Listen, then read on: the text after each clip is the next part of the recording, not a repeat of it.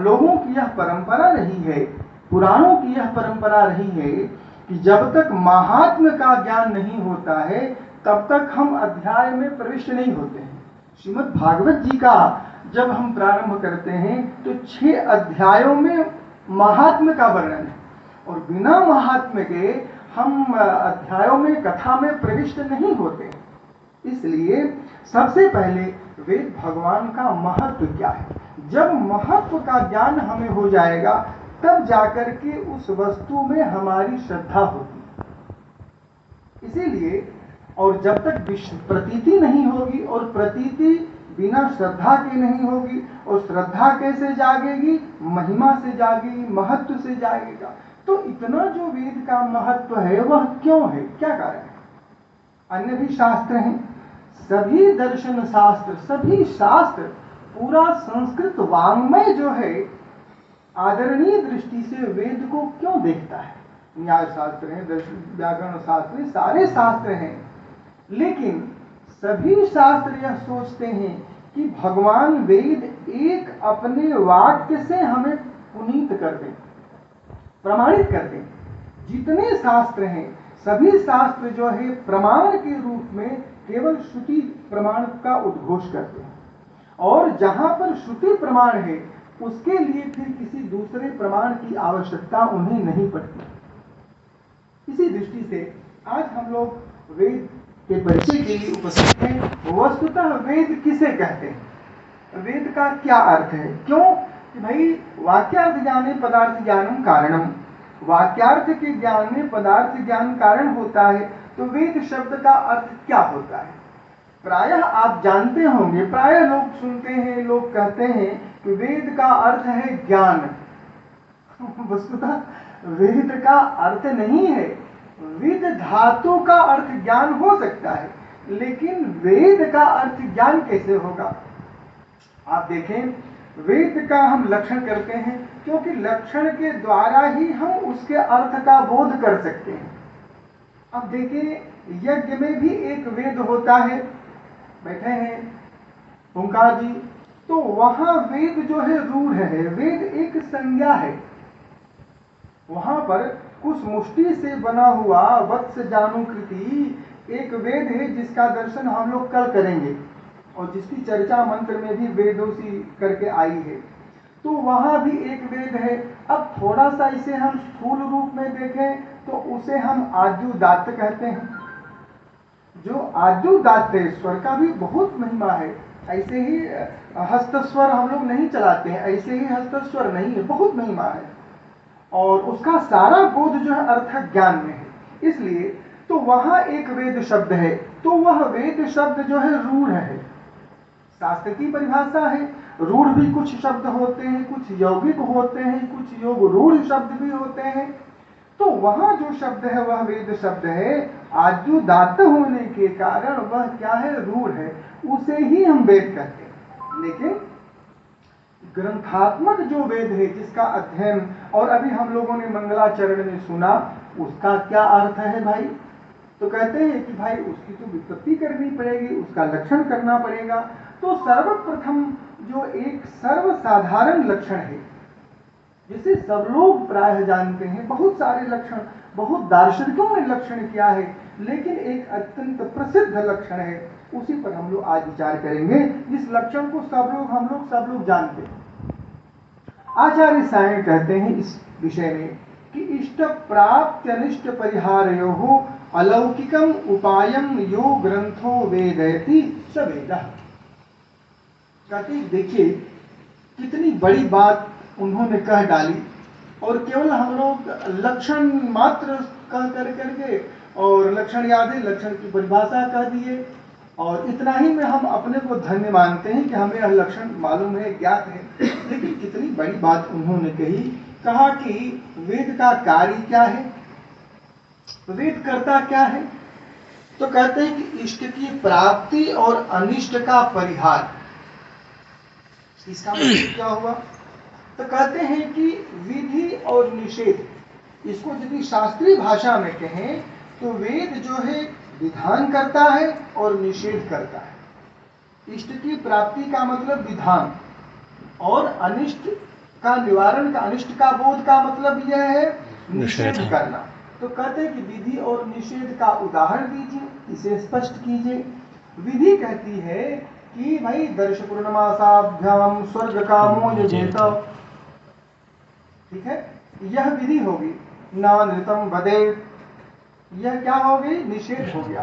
तो एक विधि और एक निषेध, इसी बात को थोड़ा सा और हम स्थूल रूप से विचार करें तो क्या कर्तव्य है और क्या अकर्तव्य, क्या करना है और क्या नहीं करना है, इसका बोध केवल वेद बतलाता है।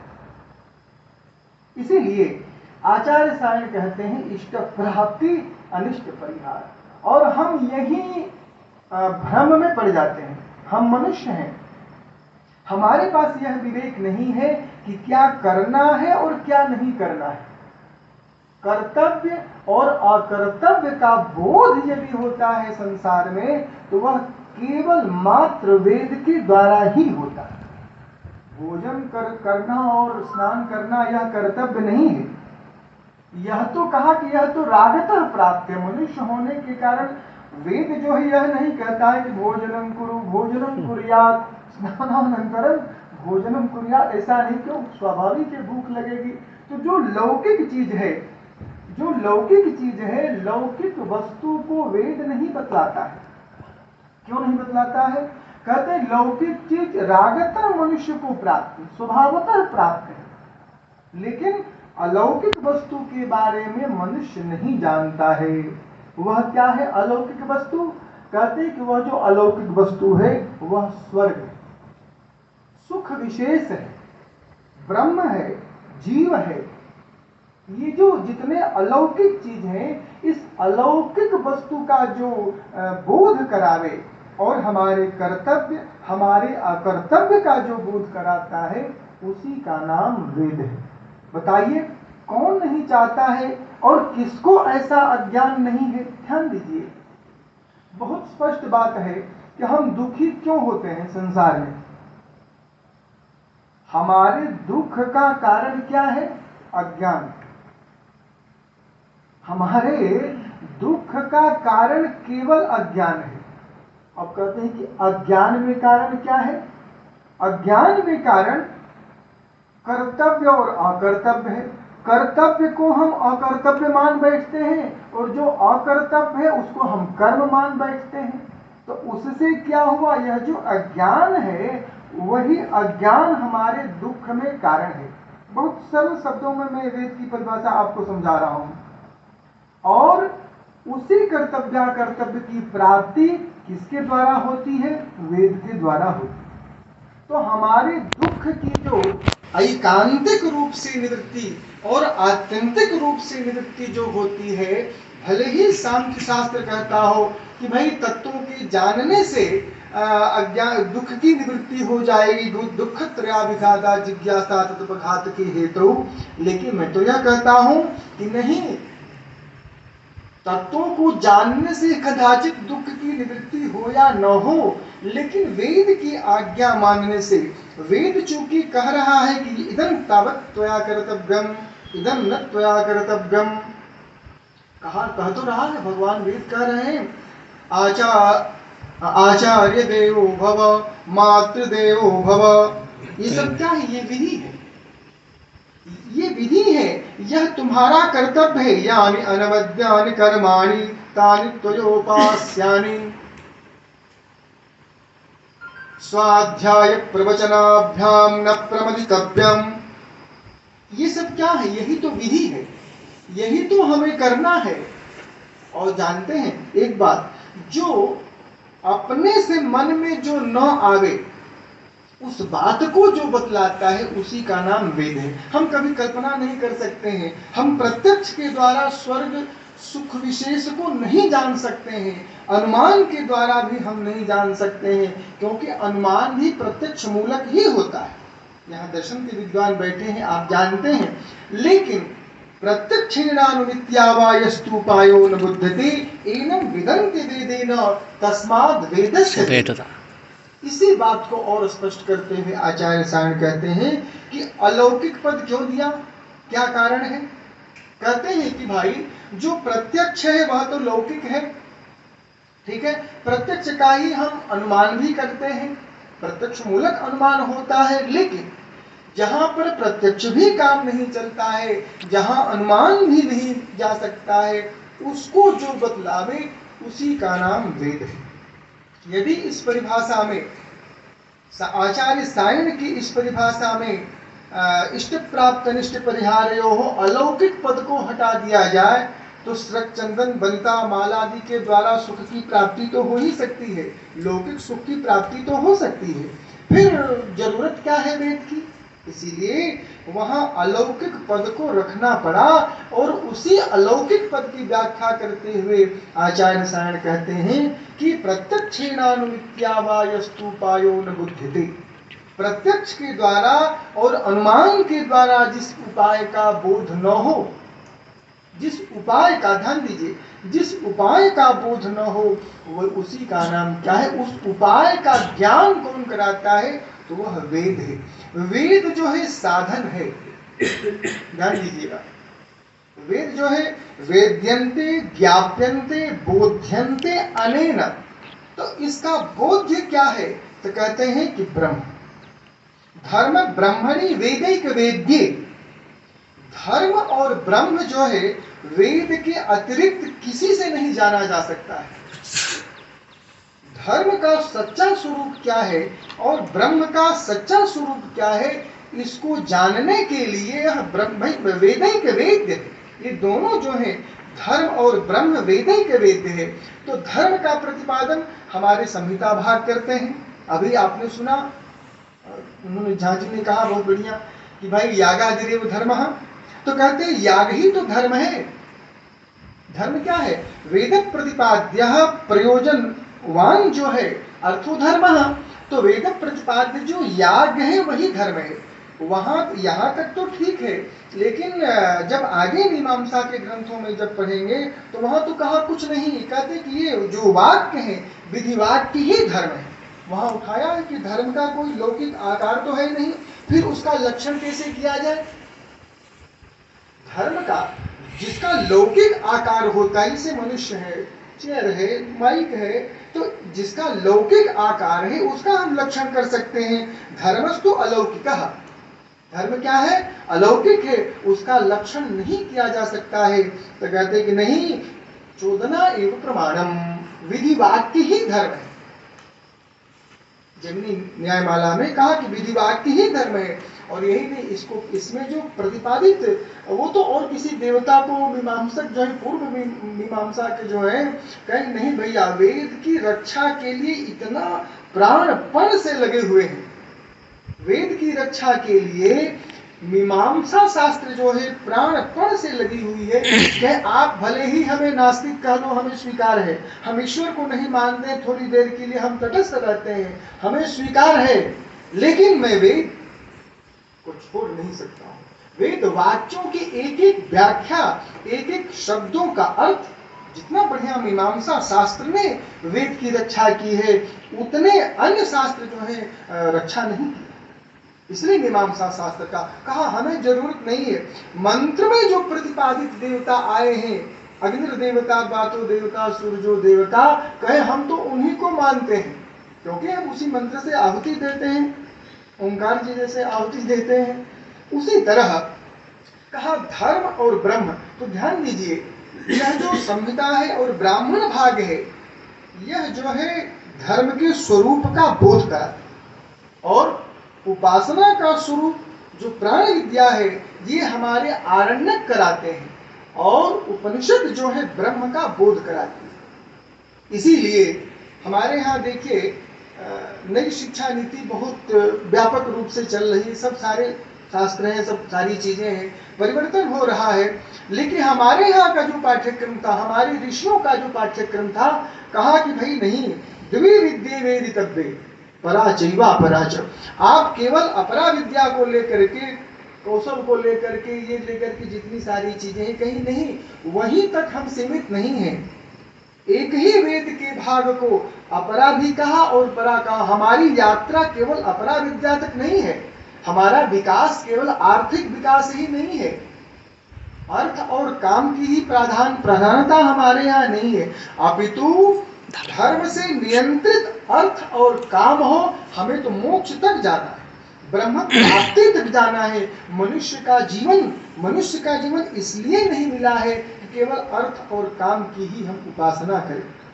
धर्म से नियंत्रित जो अर्थ का और काम है, इसलिए सर्वोपरि रखा धर्म को, और उसके बाद की जो यात्रा है हमें मोक्ष की प्राप्ति करना है। इसीलिए हमारे यहाँ पाठ्यक्रम रखते हुए, सिलेबस बनाते हुए ऋषियों ने कहा द्वे विद्ये वेदितव्ये। हमारे यहाँ विद्या है, शिक्षा नहीं है। विद्या और शिक्षा में बड़ा अंतर है, कभी उसकी चर्चा की जाएगी। तो दो विद्या है, इसीलिए वेद को भी विद्या कहा गया है। त्रयी विद्या, सोमपा पूतपापा इत्यादि गीता में भी आया है। त्रयी विद्या, तो क्यों वेद को विद्या कहा गया? द्वे विद्ये वेदितव्ये परा चैवा परा च। एक परा है और एक अपरा है। प्रश्न यह उठता है कि भाई वेद के एक ही भाग को आप अपरा मानते हैं और एक ही भाग को परा मानते हैं, ऐसा क्यों? क्या रहस्य है? क्यों ऐसा आपने किया? वेद में ही तो उपनिषद भाग भी है, वेद में ही संहिता और ब्राह्मण भाग है, आरण्यक भाग है, उपनिषद भाग है, और उपनिषद को आप परा मान लिया और जो संहिता और ब्राह्मण है उनको आपने अपरा मान लिया। ऐसा क्यों? तब कहते हैं भाई यया तदक्षरम अधिगम्यते। ये जितनी अपरा विद्या है, षडंग जो वेद है, अंगों के साथ जो भगवान वेद है, ये जो है ये साधन है। ये क्या है? साधन है। और साध्य क्या है? यया तदक्षरम अधिगम्यते। साक्षात रूप से जिस ब्रह्म का प्रतिपादन करने वाली श्रुतियां हैं उन्हें हम परा कहते हैं, और ये जो प्रतिपादन करती हैं ये कर्म के मार्ग से प्रतिपादन करती हैं। इसीलिए परा और अपरा का जो भेद किया गया कि अपरा से होकर के ही हम परा तक पहुंच सकते हैं।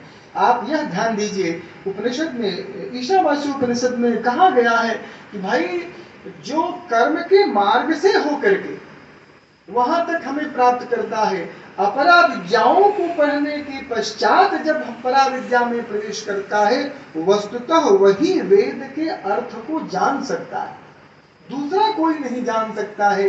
इसीलिए कहा कि जो लोग अपरा विद्या को छोड़ करके अर्थात कर्म का प्रतिपादन न करते हुए कर्मकांड की विधियों का परित्याग करके केवल अहम ब्रह्मास्मि इत्यादि जो करते हैं, वे ततो भूय इवते, उससे भी घोर अंधकार में ले जाते हैं। इसीलिए हमारे यहाँ श्रुति कहती है कुर्वन् नेवीह कर्माणि जिजीविषेत् सततगु समाः। तो कहा कि क्या कर्म करना है? वेद कहता है, कहता है 10 पूर्णमास याग है, अग्निहोत्र है, सोम याग है, जितने ये श्रुति प्रतिपादित जो याग हैं इनको करते करते तो कहा कि कुछ वेदांतियों का प्रश्न होगा कि भाई इनके करने से क्या होगा?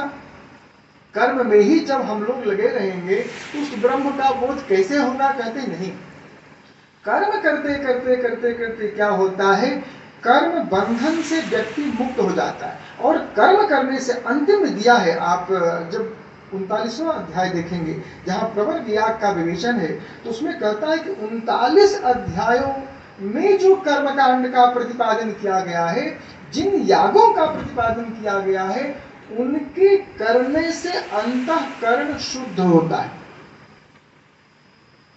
इन यागों के करने से अंतःकरण शुद्ध होता है, और जब अंतःकरण शुद्ध हो जाएगा तदोदयति विवेकः, इसके बाद ब्रह्म विषयक जिज्ञासा होती है, उसके बाद हम उस ब्रह्म की प्राप्ति का अधिकारी होते हैं। इसीलिए बार बार यह कहा। अब आप सोचेंगे कि हम यज्ञ यागादि कर्मों को न करके, संध्योपासन कर्म को न करके, अग्निहोत्र को न करके हम वेद को जान लें, यह असंभव है। ब्रह्म को हम जान लें, वह असंभव है। क्यों? कि भाई वस्तुतः ज्ञातव्य तो वही है, और ये वेद जो है यह साधन, ये क्या है? साधन है। अब तो इसी साधन का मतलब है साध्य तक पहुंचने का मार्ग। तो जो धर्म ब्रह्मणि वेदैक वेद्य जो ग्रंथकार कहते हैं कि वेदैक वेद्य जो धर्म और ब्रह्म है, बिना वेद के अतिरिक्त उसका बोध नहीं हो सकता है। इसीलिए एतावानस्य महिमा, भगवान वेद की इतनी महिमा है। तो यह वेद जो है वेद्यन्ते ज्ञाप्यन्ते बोध्यन्ते अनेन, इसीलिए मैं पहले ही बतलाया था कि वेद का क्या काम है भाई, तो कहते हैं कि कर्तव्य और अकर्तव्य का बोध कराना। कर्तव्य क्या है? अभी आपने सुना 4 प्रकार के कर्म हैं। तो वेद कभी भी वापी कूप तड़ाग आदि स्मार्त कर्मों को और भरण पोषण करने के लिए है, तो स्वाभाविक है आपको करना ही है। लेकिन वह बतलाता है यज्ञो में श्रेष्ठतम कर्म।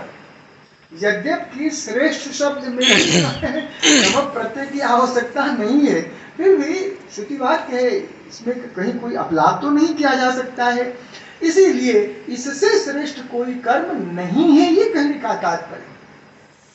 तो कर्तव्य और अकर्तव्य का जो बोध कराता है उसी का नाम वेद है। इसी बात को देखिए, एक दृष्टि से विचार कीजिए। कहा कि प्रश्न यह उठाया कि स्वाभाविक है वेद यदि है, वेद साधन है और साध्य ब्रह्म है, ठीक है, और इसमें वर्णित जो याग है वे साधन के रूप में है, तो वेद का कोई न कोई कर्ता जरूर होना चाहिए, लिपिबद्ध है कि नहीं? आप ध्यान दीजिए। तो इस पर कहा कि भाई इसका वेद का कोई कर्ता नहीं है। जिस प्रकार से भगवान लुटुरु महादेव स्वयंभू है, कितना बड़ा महत्व है। एक स्थापित मूर्ति की अपेक्षा जो स्वयं प्रकट होते हैं उनका जिसे अधिक महत्व होता है। उसी तरह सभी शास्त्रों में, सभी शास्त्रों को छोड़िए, संस्कृत वाङ्मय में, चाहे वह वैदिक वाङ्मय हो चाहे लौकिक संस्कृत वाङ्मय हो, सब में वेद का इसलिए महत्व है कि वह अपौरुषेय। कहा कि अपौरुषेय का मतलब क्या हुआ? तो कहते हैं कि संसार में कोई भी रचना यदि है, वह किसी देश में उसकी रचना हुई होगी, व्यापक होकर के तो होगी नहीं कि पूरे भारतवर्ष में व्यापक होकर के लिख रहा है कोई व्यक्ति सब जगह है। एक व्यक्ति जो है सर्वत्र सुलभ ब्रह्म के समान तो है नहीं। इसीलिए किसी एक देश में, देश माने स्थान में, जैसे आचार्य पाणिनि जी ने सूत्रों की रचना की, अष्टाध्यायी की रचना की, अन्य कणाद गौतम महर्षि ने भी सूत्रों की रचना की। तो किसी देश विशेष में, स्थान विशेष में और किसी काल विशेष में, इसीलिए तो इतिहासकार मानते हैं कि इस काल में वेदों की भी रचना, लेकिन इदमित्थम उन्होंने भी अंतिम में जाकर के स्वीकार किया कि नहीं, इसकी रचना का कोई काल निर्धारित नहीं किया जा सकता है। इसलिए तो कहा देश, काल, स्थान और किसी व्यक्ति के द्वारा लिखा जाता है ग्रंथ। लेकिन इसका क्या है? अस्मर्यमाण कर्तृकत्वे सति अनुपलभ्य मूलांतरत्वे सति, इसका कोई मूल नहीं है। कोई भी ग्रंथ यदि हम रचना करते हैं, सामान्य दृष्टि से देखें तो किसी ग्रंथ का आधार हम लेकर के ही करते हैं, या किसी की व्याख्या ग्रंथ को देख करके हम उसमें टिप्पणी कर सकते हैं, या उसके गुण दोषों को हम व्यक्त कर सकते हैं। लेकिन हमें कोई ना कोई आधार होना चाहिए। बिना आधार के हम कोई ग्रंथ नहीं ले सकते, एकदम सत्य है। भले ही हम उसको कहें कि यह हमारा मौलिक ग्रंथ है, लेकिन कुछ न कुछ आधार, कुछ न कुछ तो जरूर लिया होगा। लेकिन वेद ऐसा नहीं है, वह किसी देश में उसकी रचना नहीं है, अर्थात किसी स्थान विशेष में आज तक वेद भगवान की रचना किसी ने नहीं की, न ही किसी व्यक्ति के द्वारा। सबसे अत्यंत प्राचीन, जैन से भी बहुत अत्यंत प्राचीन महर्षि थे काशकृत्स्नि, उन्होंने भी कहा है, वो बहुत ही इतिहासकारों की दृष्टि से अत्यंत प्राचीन माने जाते हैं। उन्होंने कहा सद्यस्तम काशकृत्स्नि सूत्र में करते हुए वेदस्य अस्मर्यमाण कर्तृकत्वम, कहा कि उन्होंने भी अपने जीवन में वेद का इस प्रकार से कोई कर्ता का स्मरण नहीं किया। तो वेद जो है किसी देश में, किसी काल में और किसी आचार्य के द्वारा लिखा नहीं गया है, इसलिए साक्षात ईश्वर की वाणी है वेद। और हम किसी ग्रंथ को लिखते हैं, जैसे मान लीजिए न्याय शास्त्र पर हम कुछ काम करते हैं, तो न्याय शास्त्र के जितने विद्वान होंगे, न्याय शास्त्र जो पढ़ा होगा उसी के लिए हम उपयोगी होगा। उस शास्त्र के अनुयायियों के लिए वह ग्रंथ उपयोगी होगा। व्याकरण का हम ग्रंथ यदि कोई लिखते हैं तो व्याकरण से संबद्ध, व्याकरण शास्त्र से संबद्ध जो अनुयायी हैं, व्याकरण शास्त्र को जानने वाले हैं, उनके लिए वह उपकारक होगा। ठीक है, एक पक्ष विशेष के लिए, एक अनुयायी वर्ग के लिए वह ग्रंथ जो है उपकारक होगा। लेकिन वेद जो है किसी ऐसे लोगों के लिए नहीं है कि किसी एक व्यक्ति का कल्याण हो, उसके केवल एक ही अनुयायी, जैसे ईसाई का जो बाइबल इत्यादि ग्रंथ है, कुरान आदि जो ग्रंथ है, उन्हीं के अनुयायियों के लिए वो ग्रंथ है और उनके अनुयायी उनका पालन करते हैं। लेकिन वेद में ऐसा कहीं कोई जिक्र नहीं है।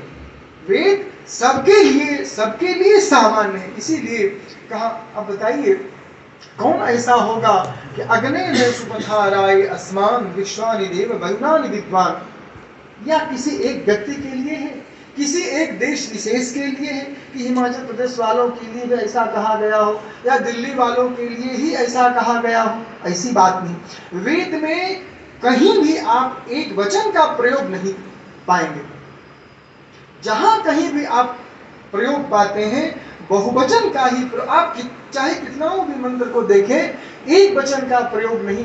ऐसे बहुत जो कम है में उत्तम पुरुष का प्रयोग आया है। जैसे वागंभृणी देवता वो है, वाक सूक्त है, उसमें स्वयं जो है ऋषि ब्रह्म के रूप में उस वाणी को बोलती है। तो ऐसे मंत्रों में 2-4-5 ऐसे मंत्र हैं जिसके लिए यास्क ने कहा है कि अल्पसा आध्यात्मिक, ऐसी जो ऋचाएं बहुत कम है।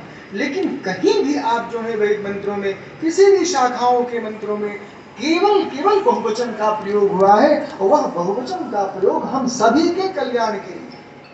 वेद क्या एक जाति विशेष या अनुयायी विशेष के लिए कर्तव्य का बोध करता है? नहीं, मानव मात्र के लिए जो उपदेश देता है उसी का नाम वेद है। इसीलिए इष्ट की प्राप्ति किसे नहीं चाहिए? अपने मनोरथों को जानने के लिए, अपने अलौकिक सुख को जानने के लिए किसे कामना नहीं होगी। लेकिन उस कामनाओं की पूर्ति किसके द्वारा होगी? वेद के द्वारा होगी। हम बहुत सारे लोक में एक उदाहरण दें, लोक में सारे साधनों को करते हम थक जाते हैं। कोई बहुत बड़ा आर्थिक संपन्न व्यक्ति भी सारी दवाइयां करने के बाद जब सब थक जाता है तो कुंडली लेकर के आचार्य के पास जाता है। क्यों? क्योंकि वे जो ग्रह है वह भी अलौकिक है, भगवान भी अलौकिक है।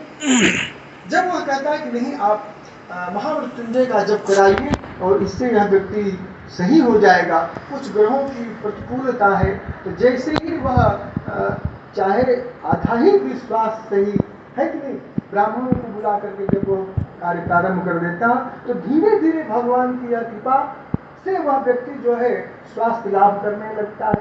यद्यपि उसे अपने पर भरोसा नहीं है, लेकिन शास्त्र पर भरोसा है ज्योतिषी को, तो शास्त्र पर भरोसा रख करके और दिन घोष के साथ कहता है कि आप इस कार्य को कीजिए और परमात्मा निश्चित इसे सही करेंगे। यह शास्त्र पर विश्वास है। व्यक्ति को जितना अपने पर विश्वास नहीं है, उससे अधिक शास्त्र पर विश्वास होना चाहिए। इसी बात को वेद बदला। इसीलिए प्रत्यक्षेणानुमित्यावायस्तुपायो न बुध्यते एनम विदन्ति वेदेन तस्मात् वेदस्य वेदता। इसे अलौकिक उपाय को जो बतलाता है उसी का नाम वेद है। और यही नहीं, आप जानते हैं, सभी लोगों को याद है, वेद शिवो शिवो वेद। भगवान शिव की सानिध्य में, भगवान शिव की सन्निधि में वेद की चर्चा, वेद की संगोष्ठी, शौत याग का आयोजन। बहुत मैं आभारी हूँ इस निगमागम न्यास का कि आपके द्वारा इस तरह से कार्य किए जा रहे हैं। और यह प्रथम कार्यक्रम है जिसमें दर्श पूर्णमास का आयोजन कल होगा। तो इस दृष्टि से इसमें प्रवृत्ति जो है, स्वाभाविक प्रवृत्ति लोगों की नहीं होती है। आप दिल्ली में चले जाएं, मैं वहीं रहता हूँ, लेकिन किसी से कहें दर्श पूर्णमास कराना है और आप कुछ कर सकते हैं इसके लिए, पहले तो एकदम सीधे बना लो, उनको कुछ ज्ञान ही नहीं है, वे अर्थ और काम के अतिरिक्त दुनिया में कुछ है जानते ही नहीं है, कोई ज्ञान नहीं। लेकिन यहाँ आप लोग इतने उत्साह के साथ सब लोग मिल करके और इस कार्य को कर रहे हैं, यह भगवान की महती कृपा है, यह देवभूमि का प्रताप है और भगवान शिव का प्रभाव। इसलिए धर्म ब्रह्मणि वेदैक वेद्ये, वेदैक वेद्य ही जो है धर्म है और ब्रह्म है, यही नहीं। आप देखिए इसी बात को वेद के अपौरुषेयत्व को लेकर के श्रुति स्वयं कह रही है, यो ब्रह्माणं विदधाति पूर्वं यो वै वेदांश्च प्रहिणोति तस्मै। कहते हैं कि भाई देखिए, जो व्याकरण जान रहे हैं कि विदधाति के जो लट लकार है वह क्या व्यक्त करता है, ऐसा नहीं कहना चाहिए था। सृष्टि वेद तो बहुत प्राचीन काल है, भूतकाल की बात है, लेकिन उस लट लकार से यह साबित हो रहा है कि प्रत्येक जो है द्वापर के अंत में सृष्टि का जैसे ही प्रलय होता है, ध्यान दीजिए, सृष्टि का जैसे ही प्रलय होता है उसी तरह सृष्टि के प्रलय में वेद भी समाहित हो जाते हैं,